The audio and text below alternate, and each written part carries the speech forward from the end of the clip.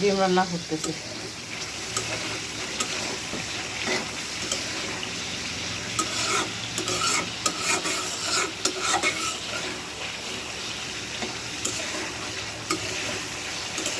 টাটকা ডিম,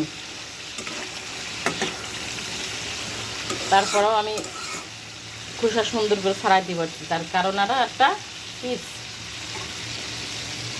আপনি হলো ডিম সিদ্ধ করার সময় 4 চামচে 1/2 চামচ লবণ দিবেন। লবণ দিয়ে ডিমটা সিদ্ধ করবেন, খোলা উঠে যাবে। টাটকা মুরগির ডিম, খাসির ডিম আছে এর মধ্যে টাটকা, কিন্তু খোসা উঠে গেছে, খোসা থাকে না।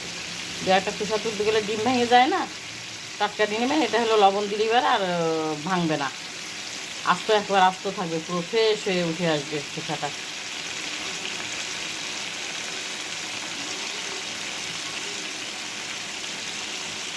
ডিম সিদ্ধ করার সময় পানির ভিতরে লবণ দিলে পারে ডিমের খোসা সুন্দরভাবে ছাড়বে।